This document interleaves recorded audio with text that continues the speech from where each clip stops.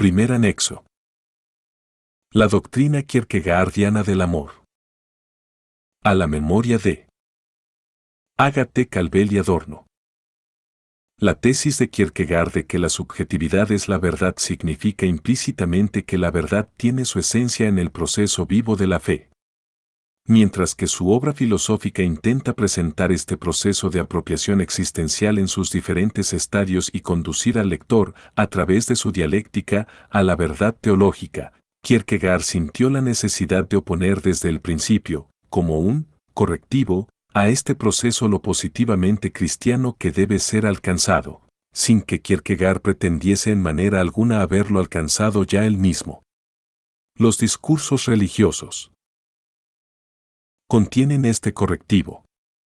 Se puede suponer que Kierkegaard, que no compartía el optimismo de la filosofía en su pretensión de poder desarrollar a partir de sí misma lo absoluto, rechazaba este optimismo también en su propia filosofía.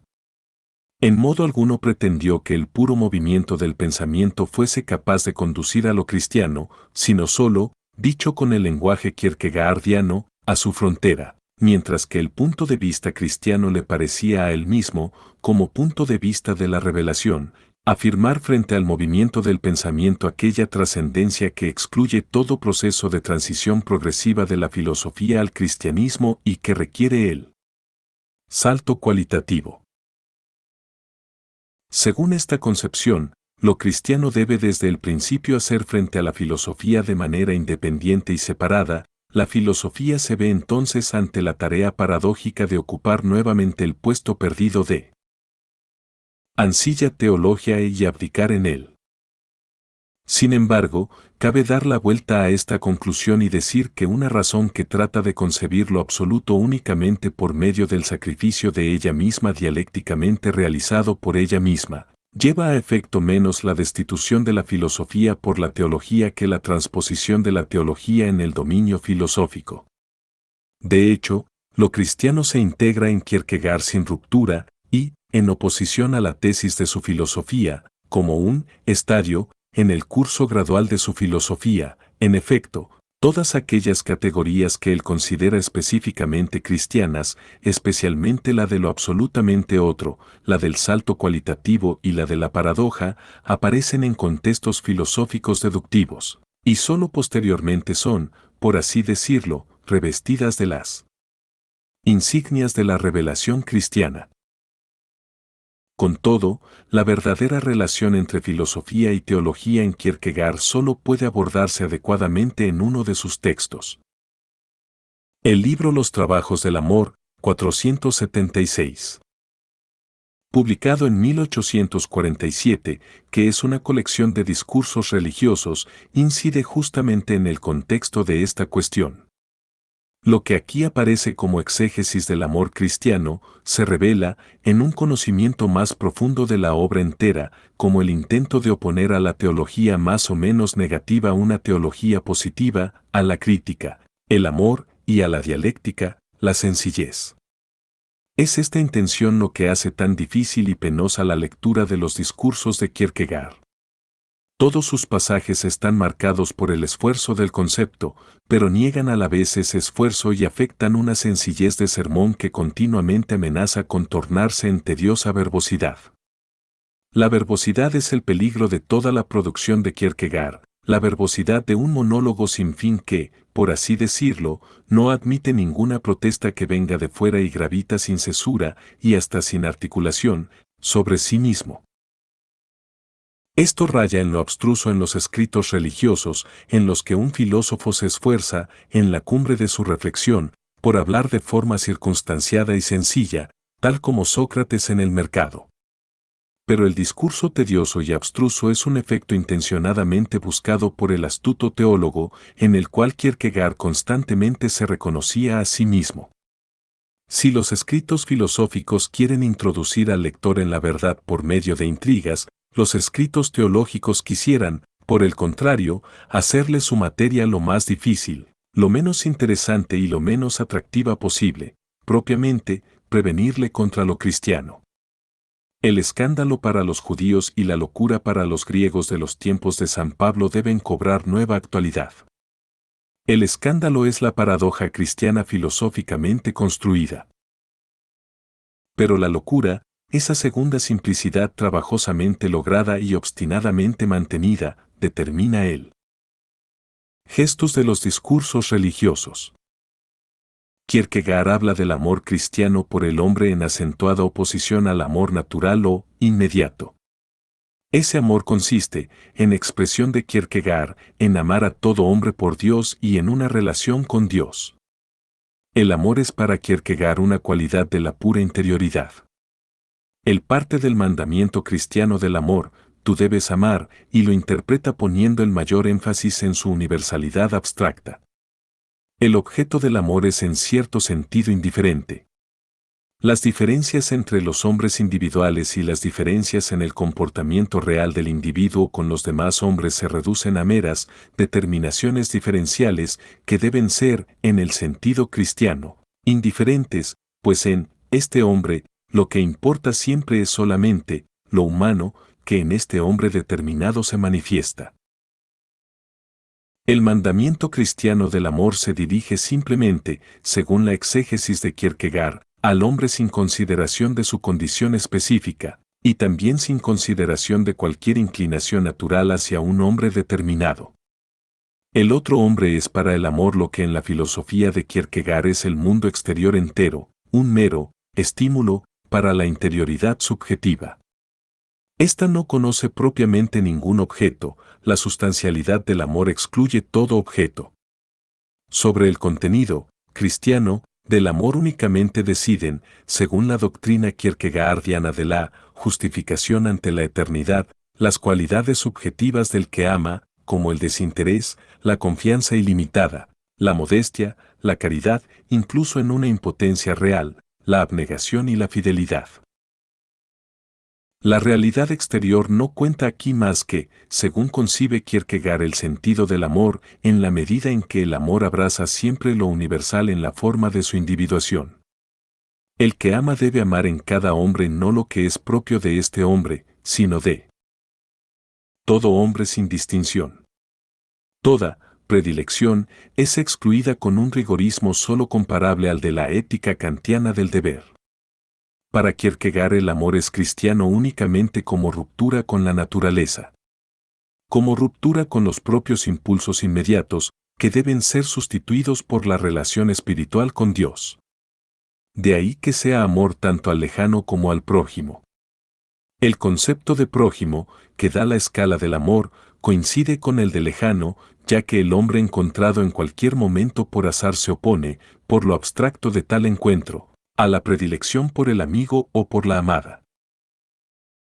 El amor de Kierkegaard es ruptura con la naturaleza además de ruptura con todo interés particular, por sublimado que sea, la idea de la felicidad la aleja este amor como la peor deformación, y de la felicidad de la eternidad se habla de manera tan sombría, que tal felicidad parece no consistir en otra cosa que en el abandono de toda aspiración real a la felicidad.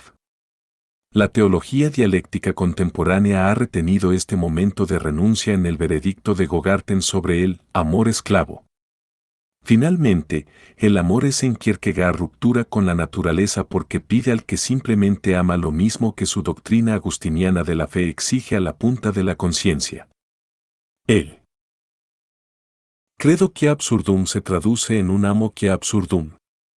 Así se exige al que ama que mantenga contra toda razón, más exactamente, contra toda experiencia psicológica, contra todo conocimiento del hombre, aquí reprobado como conocimiento profano, la fe en el hombre una vez amado, incluso si esta fe ha perdido todo fundamento objetivo. Una grandiosa resistencia al curso del mundo es aquí tan clara como la transformación del amor en pura interioridad. Dado que, según la concepción de Kierkegaard, el amor cristiano no puede ser verdaderamente defraudado porque se practica en cumplimiento del mandamiento divino del amor o, en el lenguaje kierkegaardiano, se refleja en sí mismo, el que es amado queda, para el rigorismo del amor que Kierkegaard defiende, desvalorizado no solo como objeto, sino también como sujeto. La humanidad universal franquea el umbral del desprecio del hombre. El goetiano, si yo te amo, ¿qué te importa?, que Kierkegaard habría rechazado como estético, y que está en la base del diario de un seductor. Ese erotismo, inmediato, se reproduce en cierta manera en su doctrina religiosa del amor, donde tampoco al cristianamente amado le importa que sea amado, puesto que él no tiene en verdad ningún poder sobre ese amor. Esta dialéctica del amor linda con la ausencia de amor. Ella exige del amor que se comporte con todos los hombres como si estuvieran muertos. De hecho, el libro culmina en el importante discurso titulado, "Cómo recordamos amorosamente a los difuntos", pues el aspecto de la doctrina del amor que tiene que ver con la muerte no olvida el lado mejor de lo peor de la filosofía de Kierkegaard. Desde el punto de vista teológico es bien patente la estrecha relación de esta doctrina con el texto del Evangelio, así como con ciertas tendencias de las tradiciones cristianas. Pero no menos patente es en ella un giro que difícilmente puede calificarse de otro modo que de demoníaco. La exaltación de la trascendencia del amor amenaza en todo momento con convertirse en una tiniebla, la humillación del espíritu ante Dios en nuda ibris. De un espíritu que se concibe como soberano y para el que el prójimo no es, a pesar de todo su discurso sobre él, más que un impulso insustancial, el impulso a experimentar su propia omnipotencia creadora como omnipotencia del amor. Por el sacrificio de sí mismo, el espíritu se atreve a dominar la naturaleza y el sacrificio amenaza con arrastrar a todo lo existente en su torbellino. Apenas dominada, emergen fuerzas destructivas. La recaída en la mitología, en la magia de la ascesis, es preparada justamente por la espiritualización sin consideraciones. Cuanto más cruelmente Kierkegaard se dispone a expulsar a la naturaleza con el bieldo, más completamente queda a merced de ella. Desde el punto de vista cristiano, el mandamiento, debes amar, supone que, en este lugar y momento, se rompe la justicia universal, la idea de la vida moral como un orden cerrado de falta y reparación, en el que ambas cosas son equivalentes y pueden, por así decirlo, intercambiarse. El amor cristiano se vuelve contra tal representación mítica del destino como una relación sin fin con la culpa. Él protesta contra esta representación en nombre de la gracia. El cristiano, debes amar, pone fin al derecho mítico de reparación. Kierkegaard también lo opone al ojo por ojo, diente por diente. Pero en él apenas haya mención el concepto de la gracia. El debes amar es mitologizado por el propio Kierkegaard, quien no lo entiende como límite puesto a la exigencia de reparación, sino que hace de él algo en sí dialéctico, racionalizándolo, por así decirlo, como determinación negativa que el espíritu establece para sí mismo. El hegeliano que hay en Kierkegaard se asegura de la contradicción entre el debes, del mandamiento y el amor como su contenido. El amor no puede ser ordenado. Sin embargo, esta misma imposibilidad, no la obediencia, es para él el núcleo del mandamiento. Precisamente porque el amor no puede ser objeto de un deber, debes tú amar, tal es el absurdo, el naufragar de la finitud en la infinitud, que Kierkegaard hipostatiza también en la filosofía moral. Pero, ordenado precisamente a causa de su imposibilidad, el mandamiento del amor termina en la aniquilación del amor, en la instalación de un dictado ciego. Del mandamiento del amor nace un mero tabú contra la predilección y el amor natural, sin contenido propio, y la protesta contra el derecho se disuelve al transformarse el amor mismo en asunto del mero derecho abstracto, aunque se trate del amor de Dios. La espiritualización del cristianismo se convierte en paganismo. El primado del concepto universal sobre lo particular opera la regresión a una situación aún no individuada, a una situación, por así decirlo, sin nombre. El carácter abstracto de la idea pura conjura la monotonía abstracta de las meras relaciones naturales. Por esto precisamente se brinda la doctrina kierkegaardiana del amor a la crítica más cómoda. Como locura y escándalo juntos es una sola y única provocación. Mientras Freud destacaba, en el malestar en la cultura, del cristianismo como tal el abstracto mandamiento del amor y lo atacaba sin piedad, 477. Christopher Schrempf lo analizó precisamente en Kierkegaard.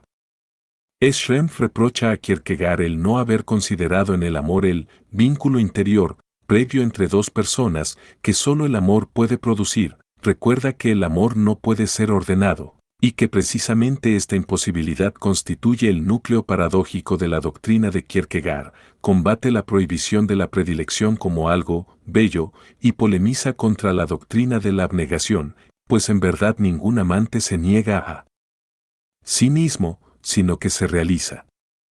Todo esto tergiversa el texto de Kierkegaard, pues el rigorismo que se le imputa es apariencia. El carácter totalmente abstracto de la doctrina del amor, que ciertamente se sirve sin cesar de ejemplos como el del niño obediente, pero no elabora ninguna casuística seria de ninguna relación de amor, y en vez de ello opera con ejemplos más bien lábiles del arsenal de motivos autobiográficos de Kierkegaard, como el del poeta o el de la relación con Regina Olsen. Este carácter abstracto, que se sustrae a la prueba de justamente esa existencia en la que Kierkegaard tanto insiste, testimonia contra la sustancialidad de la exigencia ideal, cuyo presupuesto esencial es el concepto de prójimo y el cambio que, desde el punto de vista de la filosofía de la historia, esta categoría experimentó. Kierkegaard se pregunta quién es el más próximo a un hombre, y responde, conforme al sentido de su idea de la interioridad absoluta, el prójimo es propiamente una reduplicación de tu propio yo. Es lo que los filósofos llamarían el otro, aquello en lo que, en el amor a sí mismo, se manifiesta lo ipseico. Por lo que, dada la idea abstracta, el prójimo ni siquiera necesita estar ahí. 23. Kierkegaard reconoce, pues, abiertamente el carácter abstracto del prójimo, e incluso lo glorifica como expresión de la igualdad de los hombres ante Dios. El prójimo es cada hombre, él es tu prójimo porque es tu igual ante Dios, pero cada hombre incondicionalmente posee esta igualdad, y cada hombre la posee incondicionalmente. 65. Reducido así el prójimo al principio universal del otro o de lo humano universal, el prójimo individual toma, a pesar de todo el discurso sobre el individuo, el carácter de la contingencia. Si abres la puerta tras la cual has orado a Dios y sales, el primer hombre que encuentres es el prójimo al que debes amar. 56. Pero esto no solo significa que el amor, separado del ser en sí de su objeto, se queda sin cualidades y, a causa de ello, se hace dependiente de algo contingente y heterónomo, en vez de adquirir su contenido propio y específico en el otro. Esto implica también, en la exaltación de la oposición entre la interioridad y la contingencia, el reconocimiento pasivo de la situación que en toda ocasión proporciona a la interioridad absoluta su objeto. La doctrina kierkegaardiana del prójimo supone desde el principio que el individuo toma al prójimo, por así decirlo, tal como lo encuentra, como algo dado acerca de lo cual no hay nada más que saber, y ante cuyo ser así no es lícita ninguna otra cuestión. Amar al prójimo significa esencialmente estar uno ahí, en su particular lugar temporal, el que a uno le ha sido asignado, y asignado quiere decir dado al individuo desde el exterior, independientemente de él, para cada hombre de manera incondicionalmente igual. 90. Se postula una providencia que regula las relaciones humanas, que da al individuo este hombre y no otro como prójimo y que impone a aquel el reconocimiento del lugar temporal, por problemático que sea, cada uno debe colocarse a sí mismo en el punto donde la providencia lo puede necesitar. 91. Contra esto se impone la objeción de que no se puede introducir el concepto de praxis de la vida real como medida del amor al prójimo cuando de esta praxis está en verdad excluido el mundo en el que ésta podría desplegarse, de que absolutamente ninguna praxis es posible sin que aquel que la desarrolla asuma el mismo algo de lo que Kierkegaard atribuye a la providencia. Kierkegaard se amolda a esto en el discurso sobre la caridad. Este discurso trata de cómo el que no tiene ningún poder puede amar al prójimo cuando todo su amor no tiene ninguna fuerza sobre la realidad dada por la providencia.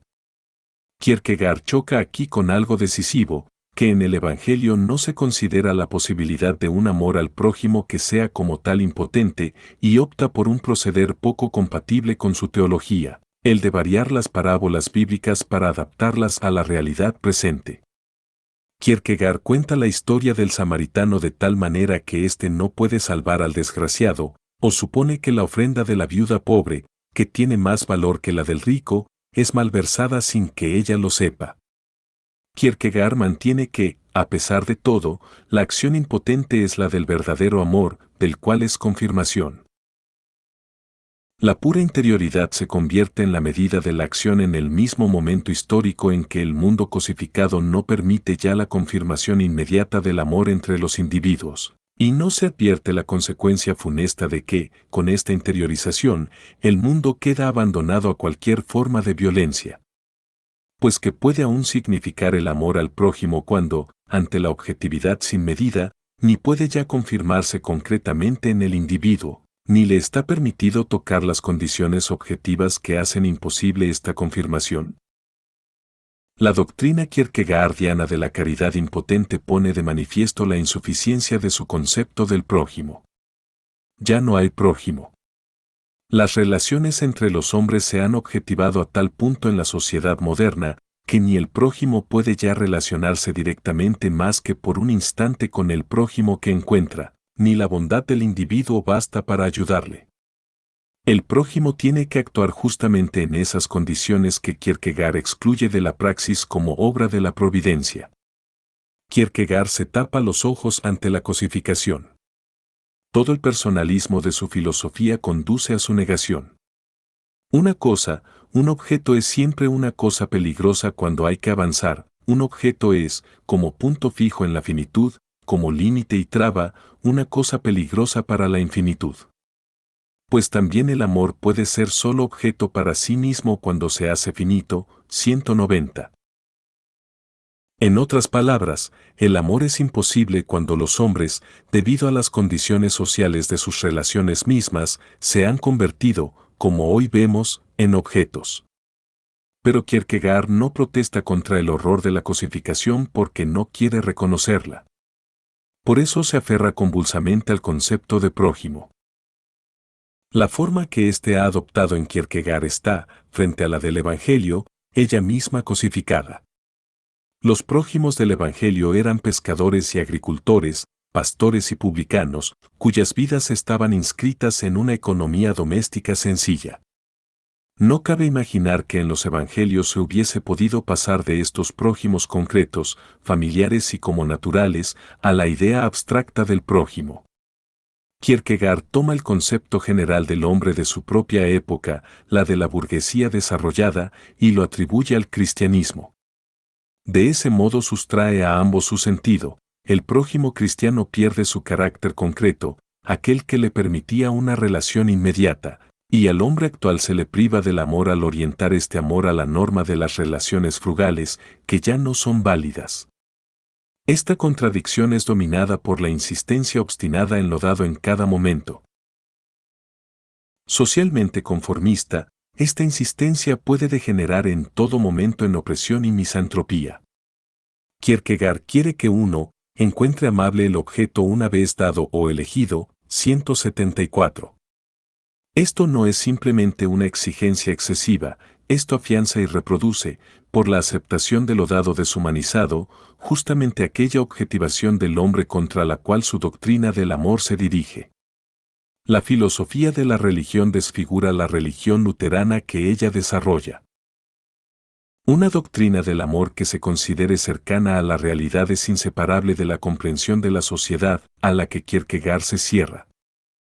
El lugar que debería ocupar la crítica de la desigualdad social lo ocupa una doctrina ficticia, puramente interior, de la igualdad. El cristianismo ha liberado a los hombres de esta abominación, grabando profundamente en la mente, como algo eternamente inolvidable, el parentesco entre hombre y hombre, asegurándolo por el hecho de que, en Cristo, cada individuo está igualmente emparentado con Dios y en idéntica relación con Dios, enseñando a cada individuo sin distinción que Dios le ha creado y Cristo le ha salvado. 74 ss. El discurso religioso de Kierkegaard sobre la igualdad de los hombres ante Dios toma a veces, en su aspecto mundano, el carácter de una ironía involuntaria. Mira, han pasado los tiempos en los que solo los poderosos y los grandes eran hombres, y los demás hombres eran esclavos o siervos. 79. Kierkegaard no puede escapar a esta ironía. Utiliza esa misma ironía como medium de la paradoja religiosa. Con un tono que oscila entre el orgullo de la interioridad y la humilde relativización de la pura existencia, dice, el cristianismo no admite en absoluto algo así. Fija la eternidad y se encamina enseguida hacia la meta. Deja existir las diferencias, pero enseña la igualdad en la eternidad. 77. Cuanto más se interiorizan libertad e igualdad, más celosamente es denunciada su consecución real. Exteriormente todo queda hasta cierto punto como antes, el marido debe ser dueño de la mujer, ella le está sometida, pero en la interioridad todo es distinto, distinto en virtud de esta pequeña pregunta hecha a la mujer, si ella ha consultado a su conciencia y quiere a ese hombre como dueño, lo que Cristo decía de su reino, que no es de este mundo, es aplicable a todo lo cristiano. No pocos insensatos se han esforzado insensatamente en proclamar ante el mundo, en nombre del cristianismo, que la mujer tiene los mismos derechos que el varón, cosa que el cristianismo nunca ha demandado ni deseado. El cristianismo lo ha hecho todo por la mujer cuando ella ha estado dispuesta a contentarse cristianamente con lo cristiano. Y si no se contenta, con la pequeña posición exterior que pueda arrancarle a este mundo no obtiene más que una pobre compensación por lo que pierde. 145 ss.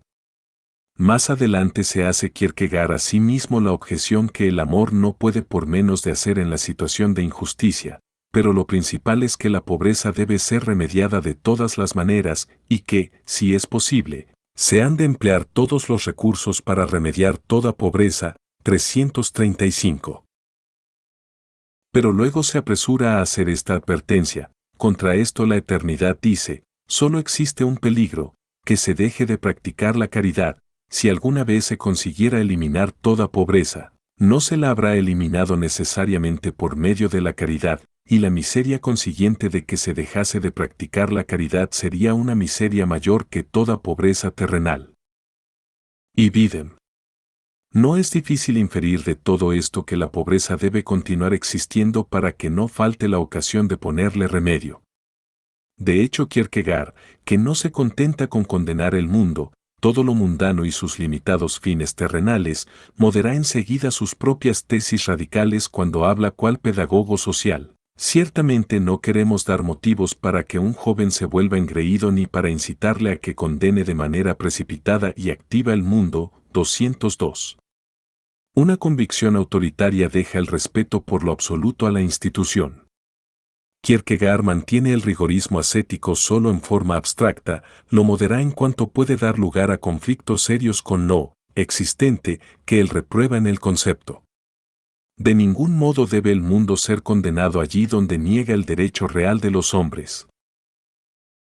La doctrina kierkegaardiana del amor se une en su extremo con la represión, la del impulso, que no debe ser satisfecho, y la del espíritu, que no debe cuestionar. Como siempre, la hostilidad al espíritu y la hostilidad al placer van juntas. En un sentido perverso, tomar es mejor que dar, y entonces hizo a la mujer de la costilla del hombre y la dio a éste como compañera, pues el amor y la compañía empiezan tomando algo del hombre antes de dar ellos nada. 161. Pero en el punto más extremo de esta represión, la teoría inhumana se cambia en verdad. Pues la represión del individuo es al mismo tiempo la crítica de lo que, en lenguaje hegeliano, puede llamarse mala individualidad. En la autoposición y especificación del individuo se percibe el momento de la contingencia y la apariencia. La misantropía de Kierkegaard, la paradójica ausencia de amor de su doctrina del amor, le capacita a la vez como a pocos para diagnosticar el carácter burgués. Incluso si se concediera que tal amor es en verdad el odio más declarado, la historia ha producido instantes en los que el odio contiene más amor que la manifestación inmediata del amor. Vueltos hacia la sociedad, los motivos mitológicos oscuros de la misantropía de Kierkegaard tienen el aguijón de la auténtica indignación. Uno piensa en el Agen del Cantar de los Nibelungos, en quien la obstinación mítica se entrelaza con la ira del ilustrado contra los clérigos, una ambigüedad inherente a todo el luteranismo, que en Kierkegaard acaba actuando como un explosivo.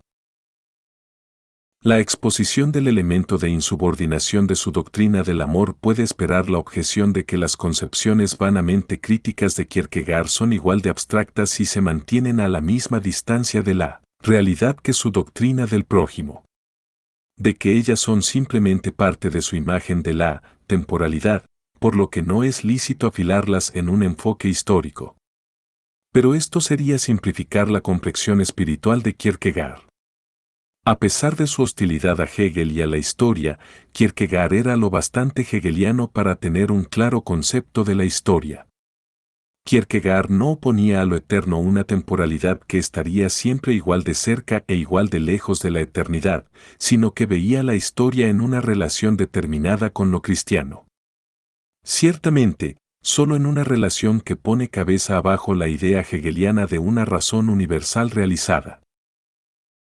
Para él, la historia del cristianismo es, dicho gruesamente, una historia de defección del cristianismo. A la convicción del progreso secular de la sociedad opone la del vaciamiento del individuo, el progreso mismo se convierte en la historia de una decadencia progresiva. Pero la crítica del progreso es en Kierkegaard, bien que implícita y de corte teológico, como en la izquierda hegeliana, crítica de la civilización como crítica de la deshumanización. Sin duda su indignación es menor con las relaciones que con los sujetos que las reflejan. Él se cuenta entre los pocos pensadores de su época que, como Apoe, Tocqueville y Baudelaire, percibieron algo de las transformaciones verdaderamente tectónicas que, en los inicios del gran capitalismo, se produjeron en los hombres mismos, en las relaciones humanas y en la composición interna de la experiencia humana. Ello da a sus motivos críticos su seriedad y su dignidad.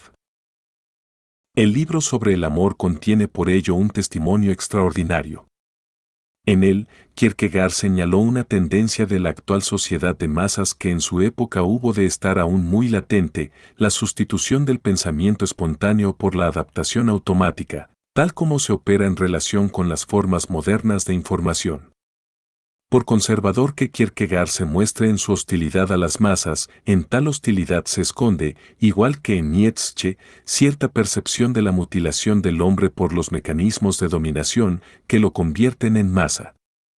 Es como si hubiese pasado el tiempo de los pensadores. 377. Kierkegaard explica la merma del pensamiento por la información y el reflejo condicionado. Toda comunicación debe producirse en el tono confortable del folleto fácil de entender o sustentarse en una serie de falsedades. Es como si últimamente toda comunicación estuviese organizada de tal modo que pudiese exponerse en un tiempo máximo de 1 hora ante una asamblea que a su vez dedicase media hora a sonoros testimonios de aprobación o de protesta y la otra media no pudiera reunir las ideas a causa de su embotamiento. Y Biden. En las asambleas del año 48 se anticipaba el eco de los altavoces que 100 años después llenarán los palacios de deportes. Puede que, después de esto, la indicación de los motivos de la crítica kierkegaardiana de la sociedad adquiera plausibilidad. Kierkegaard, sin duda, deja incontestada la desigualdad en el mundo.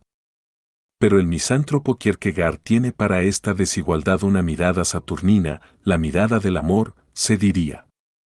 Sabe muy bien que, por ejemplo, la doctrina de la igualdad burguesa es pura ideología, y que los miembros de las distintas clases que, en nombre de lo cristiano, se comportan unos con otros como si no fueran más que hombres, casi siempre lo hacen solo para, con el consuelo de la igualdad metafísica, dejar tanto más incontestada la desigualdad real. Kierkegaard vierte una amarga burla sobre el concepto de prosperidad, una burla que en él puede ser fácilmente interpretada como reaccionaria. Pero cuando denuncia la miseria de la felicidad intramundana, a la que la prosperidad aspira, frente a la de la eternidad, en tal denuncia no late solo la vana promesa de las calendas griegas, sino también algo del saber de la miseria de la felicidad misma que al hombre se le dispensa en forma de prosperidad. De ahí la exigencia que Kierkegaard constantemente formula: para entrar en relación con el cristianismo, ante todo hay que estar sobrio. 61. Ciertamente, esta exigencia de sobriedad es al principio negadora, quita la felicidad de la embriaguez.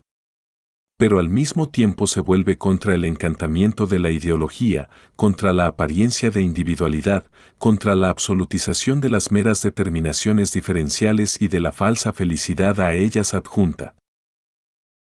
Tras el mandamiento de la sobriedad está el profundo saber de que, a la postre, las diferencias intrahumanas no son decisivas, porque en todas las caras de la individuación y la especificación se impone la injusticia universal que hace a este hombre ser así y no de otra manera, cuando podría ser distinto.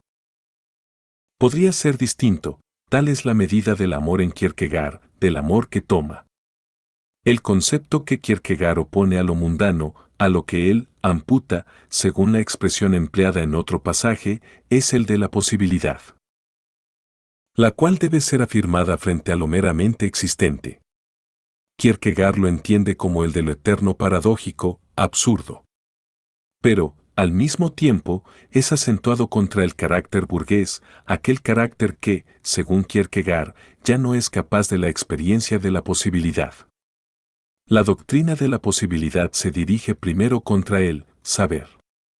En el contexto de la filosofía de Kierkegaard tomada como un todo, esto no debe entenderse, como en sus epígonos, de manera anti-intelectualista. El saber que Kierkegaard combate es el saber acerca de lo que siempre ha sido como es y debe seguir siéndolo como algo inmodificable, el saber meramente Wittgenstracte, para el que lo que nunca ha sido es tabú. Su combate contra la psicología es un combate contra ese saber. Kierkegaard analiza la psicología como desconfianza hacia la posibilidad. ¿Cuál es, pues, el secreto seductor de la desconfianza? Es un mal uso del saber, un convertir sin más, mediante un resuelto ergo, el saber en una fe. Como si este ergo no fuese nada.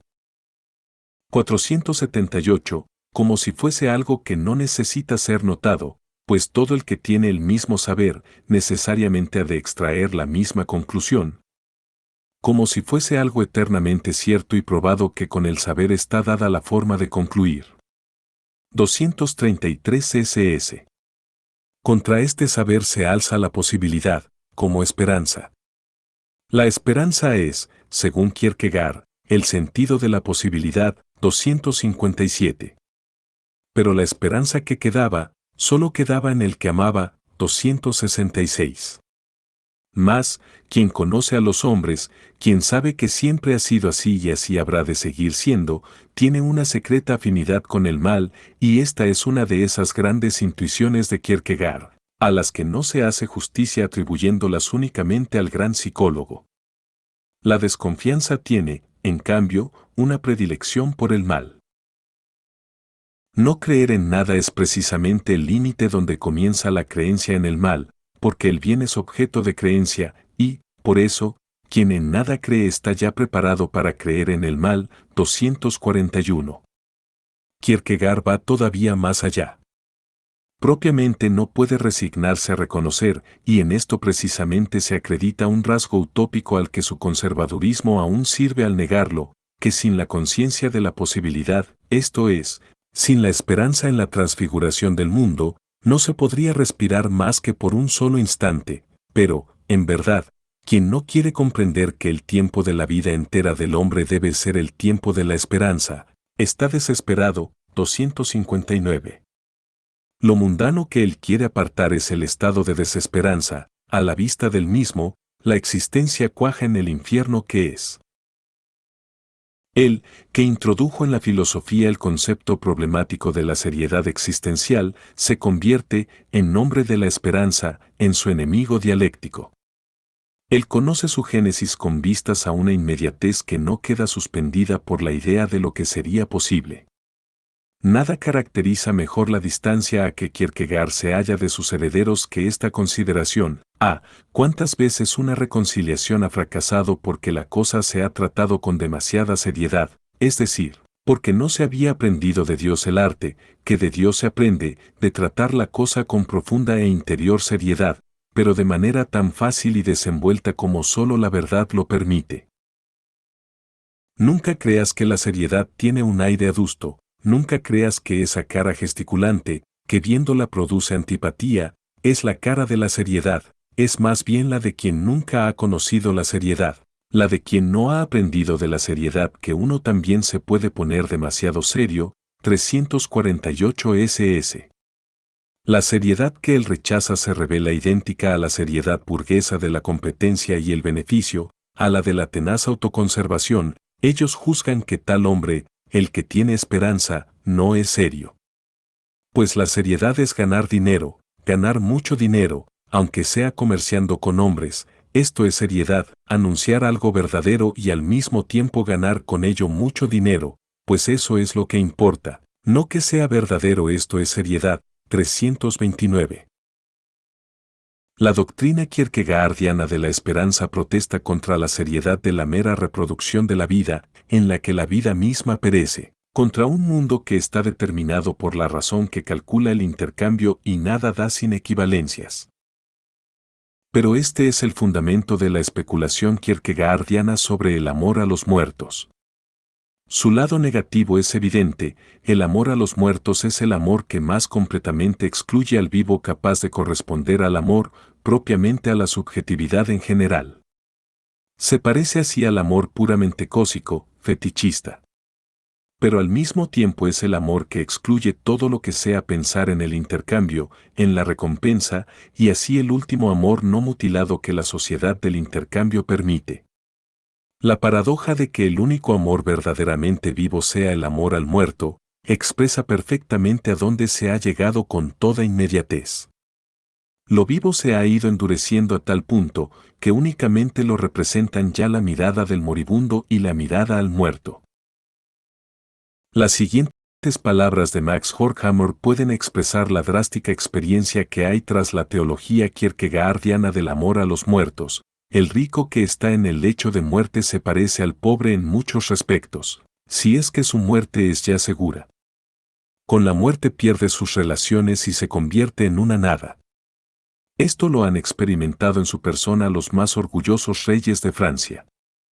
Cuando el médico ilustrado intenta ayudar al moribundo solitario en sus últimas horas, no por interés económico o técnico, sino por compasión, aparece como ciudadano de una sociedad futura. Esta situación es la imagen actual de una humanidad real. 479. En Kierkegaard se lee, pues cuando tu lecho de muerte esté preparado, cuando tú te hayas tendido para nunca más levantarte y solo se espere que te pongas de costado para morir y que en torno a ti se haga el silencio, cuando solo los cercanos se queden a tu lado mientras la muerte se te acerca, cuando luego los parientes se retiren sin hacer ruido y el silencio se haga mayor porque solo los más íntimos se quedan, y cuando el último de ellos se incline hacia ti por última vez y se vuelva al otro lado porque tú te vuelves del lado de la muerte, entonces todavía habrá uno a ese lado. 157. Lo que aquí surge en cierto modo como atributo de Dios delante de la muerte, concuerda con la imagen actual de una humanidad real, por poco que la eternidad en Kierkegaard pueda explicarse con esta imagen. En el discurso titulado Como recordamos amorosamente a los difuntos, Kierkegaard llama a la muerte, en giro alegórico, poderoso pensador cuyo pensamiento no solo atraviesa toda ilusión de los sentidos hasta el fondo, sino que también la piensa en su fondo. 353. Ello hace recordar aquel poema de Baudelaire que llama a la muerte y la presenta como un viejo capitán. Pero el sentido profundo de la muerte que la comparación encierra no es pensado de manera ontológica, como un existencial invariante. Incluye la historia. Contra la sociedad capitalista, la relación con el muerto persevera en la idea de la libertad de las relaciones humanas respecto de toda finalidad. Si verdaderamente deseas cerciorarte de lo que hay de amor en ti o en otros, presta atención al comportamiento con un difunto, pues un difunto es un hombre astuto, se ha retirado completamente del asunto, no tiene la más mínima influencia que sea molesta o provechosa para su opuesto, el vivo, él. Que recordemos amorosamente a los difuntos, es un acto de amor de los más desinteresados, 355 ss. La experiencia paradójica de la muerte se solidariza con lo posible imposible. Sí, el recuerdo amoroso de un difunto debe, por el contrario, defenderse contra la realidad. Impedir que ésta se vuelva con cada nueva impresión demasiado poderosa y borre el recuerdo, debe también defenderse contra el tiempo. En suma, no debe verse obligado a olvidar y debe luchar por la libertad de permanecer amorosamente en su evocación. Sin duda, nadie se halla tan desvalido como un difunto. 362 ss. Tal amor desvalido es el duelo. Este se vuelve barroco, dialéctico como imagen de la vida eterna en metáforas que siempre se repiten. No hay que perturbar al muerto con llantos y gritos. Con un muerto hay que actuar como con un durmiente a quien no nos atrevemos a despertar porque esperamos que despierte él solo. No, cuando recordamos al muerto hemos de llorarlo silenciosa, pero largamente. 356. Enigmáticamente se entrecruzan aquí muerte e infancia. Es muy verdadero que él no causa molestias, como las causa el niño a veces, no causa noches de insomnio, al menos por los trabajos que da, pues es bien extraño que el niño bueno no ocasione noches de insomnio, mientras que el difunto lo hace tanto más cuanto mejor fue. 358 ss. En el extremo de la pura espiritualidad, la intuición del poder del muerto linda a ratos con la magia, pues, aunque no se le vea, el difunto es muy fuerte, su fuerza es la de su inmutabilidad. Y un difunto es muy orgulloso. ¿No has observado que el orgulloso hace todo cuanto puede por no hacerse notar ante aquel a quien más profundamente desprecia y parecer inmutable, como si nada sucediese, para hacer que el despreciado se hunda aún más profundamente? 365. En el espíritu de esta dialéctica especulativa, Kierkegaard tensa el arco entre la crítica de la seriedad y el amor al muerto. Si no sonase tan a broma, como en realidad solo puede sonarle a quien no sabe lo que es la seriedad, diría que no estaría mal que en las puertas del cementerio hubiera la siguiente inscripción: eviten las formalidades, o con nosotros sobran las formalidades.